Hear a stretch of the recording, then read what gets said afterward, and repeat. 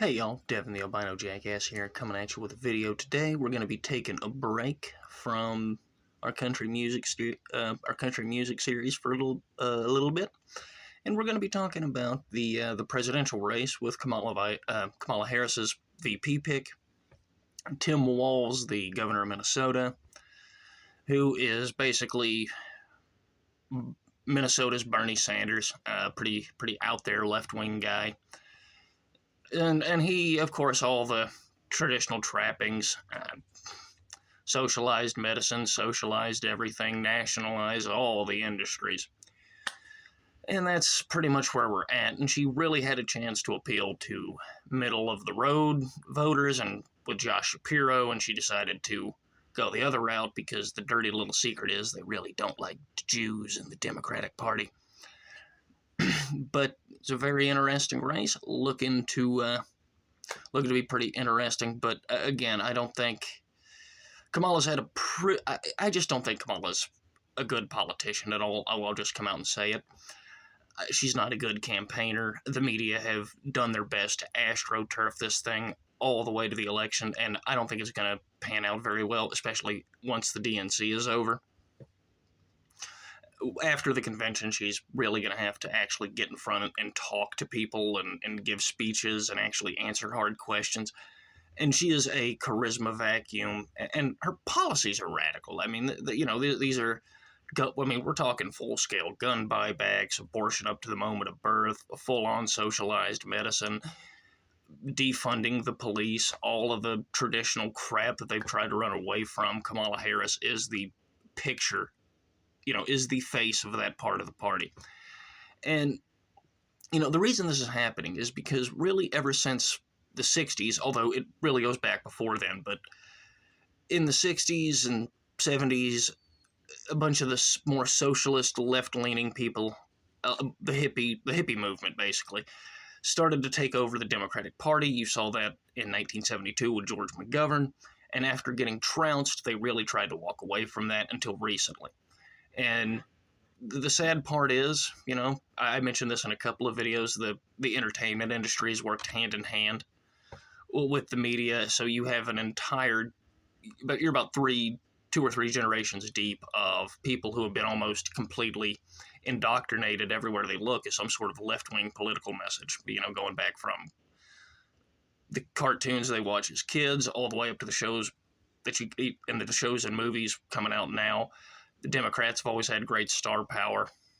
They've always had the celebrity endorsement. But I really don't think that's going to be enough in this campaign, mainly because, again, Kamala is just awful in every aspect. She's horrible on policy. She's a horrible campaigner. Someone like as socially awkward as me running for president isn't going to do well. I hate to break the news to you.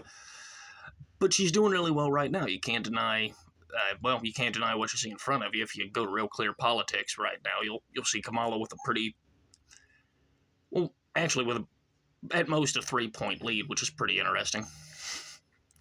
But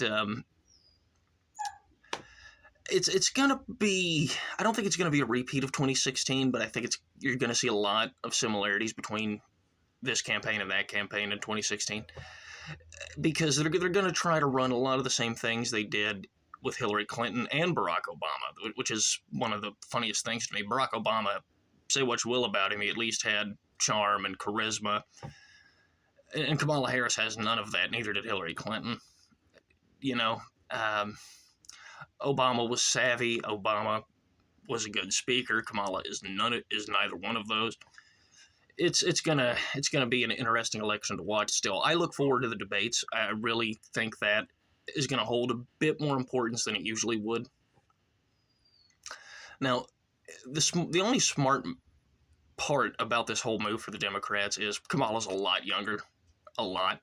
But she's a good 15, 16 years younger than Trump, I believe. I may have that wrong, but she's a good deal younger than Trump, and that wipes out the age issue, but still doesn't get rid of the competency issue. Kamala was put in charge of the border. Look how well that worked out. And beyond that, from what I'm hearing, she spent most of her time as vice president playing solitaire. I don't know how true that is, but that's at least what I'm hearing. she was so incompetent they really wouldn't give her anything major to do. They tried with the border, and again, we see how that worked out. So Kamala's going to have a rough road ahead of her. She really is. And this Minnesota governor,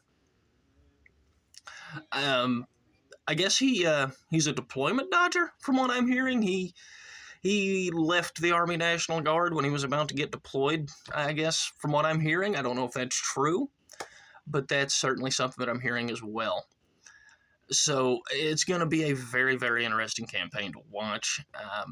And again, the Democrats, they've really, really sold out to this hardcore left-wing part of the party that they really didn't before. Bill Clinton, when he got trounced in 94, came back and said, well, the era of big government is over. And he worked with the Republican Congress, and we got the longest economic expansion in U.S. history up to that point. So that's...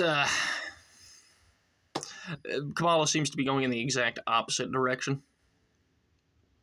And look, there's almost no position that I don't at least understand the other side, or at least that used to be the case like 10 years ago.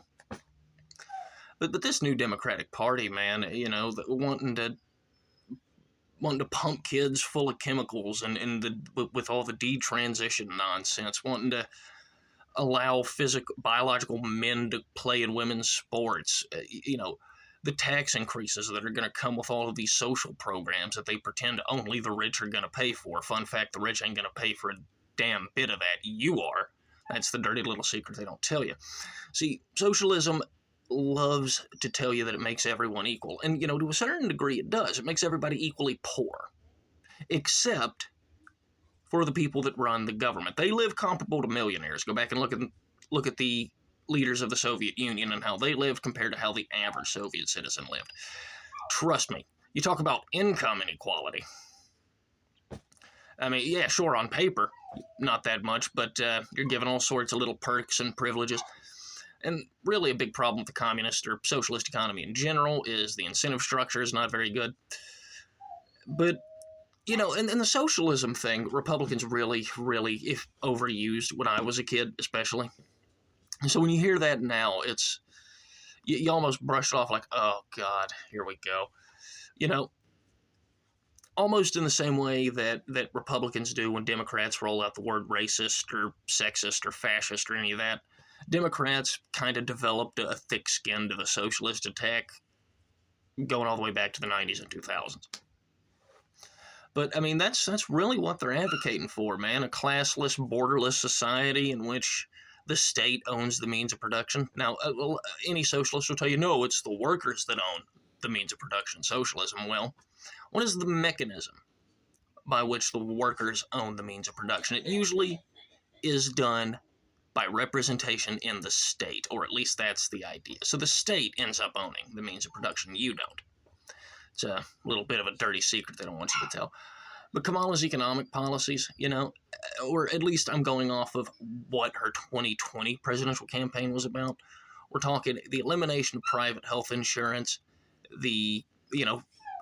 probably going to start cracking down on religious freedoms. We saw that during COVID. I could honestly see them start labeling churches as hate groups, even just your typical normal Main Street church. I could honestly see it getting to that point.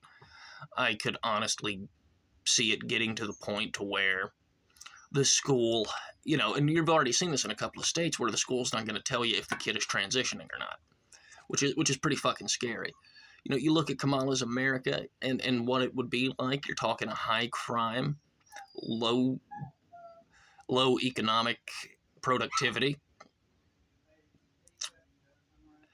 gun grabbing government. That would be what you would be living under with Kamala, man. And it's all of the old school Republican attacks that I swear to God I would laugh at 10 years ago.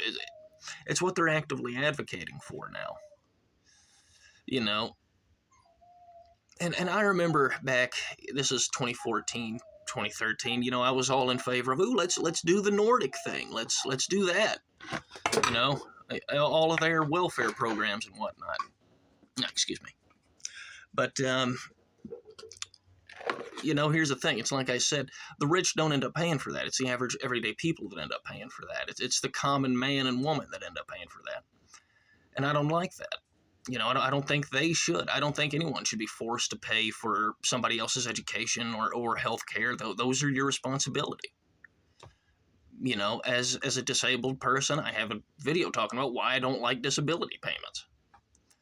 That's socialism right there. You want socialized medicine? We have it. It's called the VA. And trust me, guys, I worked as a customer service representative for the Affordable Care Act. The Affordable Care Act is designed to be completely unaffordable without the government subsidy, what's called the premium tax credit.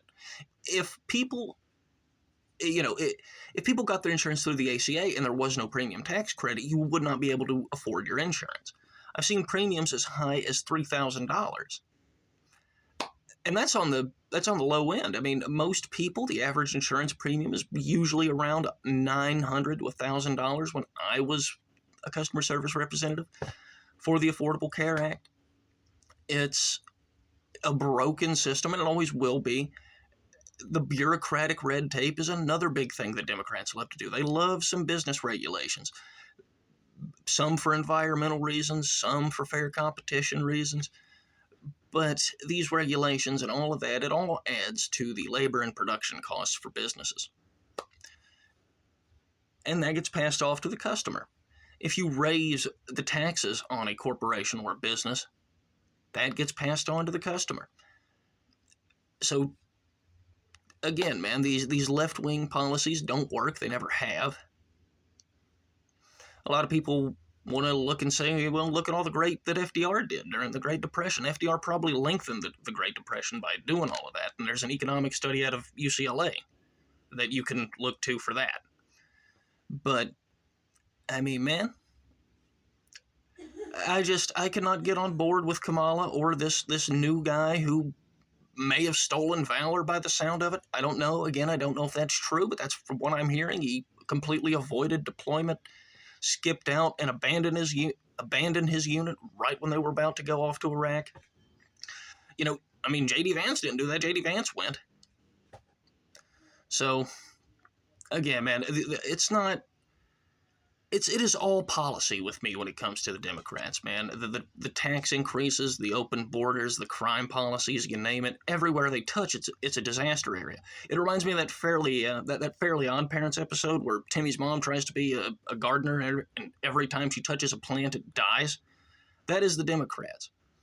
And, and I'm more of the populist wing of the Republican Party. It's not necessarily that I'm against regulation for the sake of fair competition, for instance. I love me some trust busting. Don't get it twisted. I would like to see Disney broken up. I would like to see a lot of these big companies broken up because you're letting these huge mega corporations bottleneck the economy. That's not good for capitalism either. So, no, not a big fan of socialism or big government. But we do got to keep the field not leveled but cleared. It is impossible to truly level the playing field, quote unquote.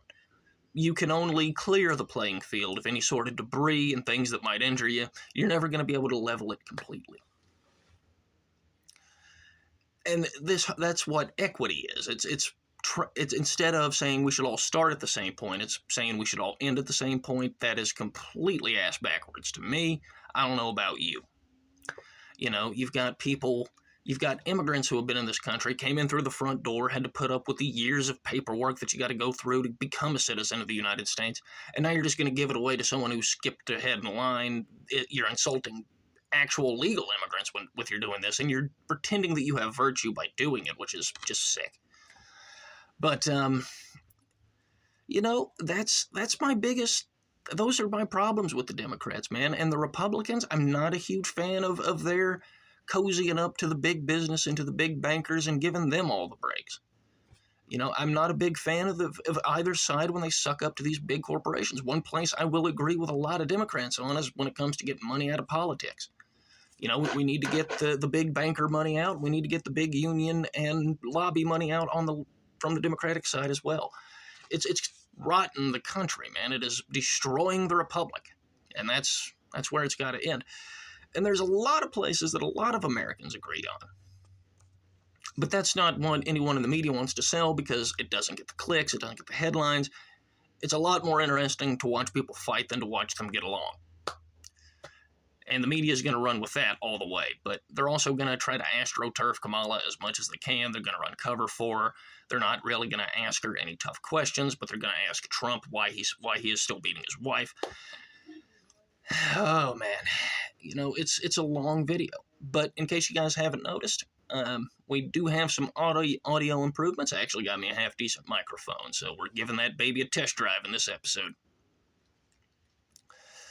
But let's see, what else is there to talk about? Well, you know, I mean, if you want to get into, you know, why I think this way, you know, I mean, as a student of history, and I think I mentioned this in a couple other videos as well, you know, going back and looking at history, anytime you have any sort of great atrocities, any sort of tyrannical shit like that go down, it's always been through state overreach, be it communism in the Soviet Union and China and Cuba, or pretty much anywhere else it showed up, or with the fascist dictatorships like, you know, Franco Mussolini and the funny little toothbrush mustache having Austrian man. It all comes from state overreach and state growth. And believe it or not, fascism itself is actually a left-wing thing. It was born out of the socialist movements of the 1920s. Look into Giovanni Gentili. Even Mussolini was a socialist. It's a socialist ideology. The only right-wing element to it is the nationalist element that it has, but other than that, it's pretty much just your run-of-the-mill socialism. You know, a lot of nationalization of pretty much any industry that could be related to war, which is pretty much all industries. So you end up with the government owning business and the private lives of citizens, which is where you lose me at any point. And that's why I tend to lean more conservative. I like the government out of our lives as much as possible. That's really it. It's really that simple. My political beliefs can pretty much be summed up in the phrase of, "Nana boo boo, you can't tell me what to do." That's pretty much where I stand. You know, just, you can do whatever you want, just don't expect me to fucking stand and clap and give you an ice cream cone, especially if it's something I don't support or agree with in any way. You know, I'm not going to wish harm upon you. I'm not going to try to stop you from doing it, but something I may not like or disagree with or whatever. But, you know, don't expect me to stand there and clap while you do it. You know, and I mean, this whole generation of these crazy leftoids, it's honestly exhausting. You know, I could go through and debunk pretty much any point that they make, but why not? Why bother? There's so many better videos on the internet that do that much better than I ever could. I mean, oh man, there's so many much more talented people on here than me. But you know, that's pretty much where I stand with it. It's just, I find it, the pandering is another thing that kills me with these Democrats, man. Oh God, the pandering. And, you know, you gotta, especially when it comes to the minority vote, what was it? Kamala pulling out the fake urban accent. We gonna do it again in 2024. Like, oh, Jesus Christ. Like Hillary Clinton always carrying hot sauce and stupid shit. It just makes it so insufferable. And it's no wonder most people don't want to pay attention to it, because it's just a fucking drag dealing with these people. Ugh.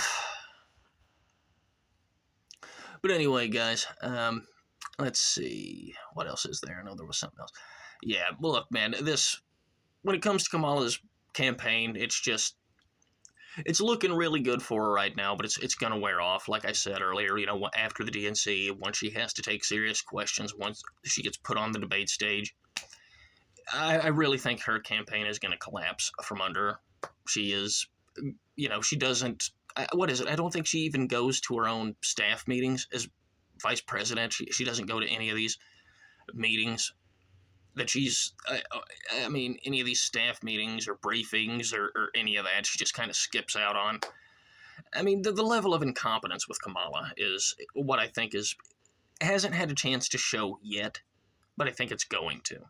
You know, go back and watch her in the debates from the 2020 presidential race, and Tulsi Gabbard absolutely smacking her around the stage. It was, you know, it's going to be a close race still, just because Trump is so polarizing. And I know that's an unpopular thing to say on the right, But he is. A lot of people hate Trump. They always have, and they're always going to. That's just simply a reality. There's a huge, at least 40% of the country that is just never going to be pro-Trump in any way, shape, or form. And there's another 20% that are utterly, completely unhinged, a la Hassan Piker in Destiny. These people that are just completely unhinged, wish death upon their political opponents, all that sort of thing. The right has that element to it as well, but the left is much, much bigger, I think. And the more those people get exposure, the less popular that they get, the Democratic Party, that is. So, and the fact that she chose this very, like I said, he's Minnesota Bernie. He is very, very, past the past universal background checks, which is pretty much just a gun registry, which that should terrify anyone. I mean, the only reason a government is going to want to take your guns is because they plan on doing something that you would shoot them over. And if you look at some of the things that they're calling for, man, it's fucking scary. You've got some people going on these news networks now and openly talking about the re-education of Trump supporters. This is the level that they'll go to. And, they'll pretend that they're the ones guarding democracy when they try to jail the leading opposition candidate. Which is a move right out of Putin's playbook or any sort of dictator's playbook. Just jail the guy. When that didn't work, somebody tried to take him out, man. And, we saw people like Destiny and that whole crew jumping up and down, just so happy that, somebody tried to kill him and a Trump supporter was killed. So you've got those people, and they're gonna come out, and as the election gets closer, they're gonna get more and more rabid. And if Trump wins, oh dear God, yeah, they'll have no problem burning the entire country down to try to stop the peaceful transition of power. They'll try. It's not an insurrection when they rioted to try to stop Trump from taking office in 2017, but whatever. They'll do it again. They'll do it again, and then they'll try to blame Trump for it, just like they always do. It's a damn shame, man. But anyway, I think that's about all the rambling I have time for today, guys. Be sure to let me know what you thought down in the comments below. Be sure to like, share, and subscribe. I've been the Albino Jackass. Thanks for listening to me. Hee-haw. Peace out, players.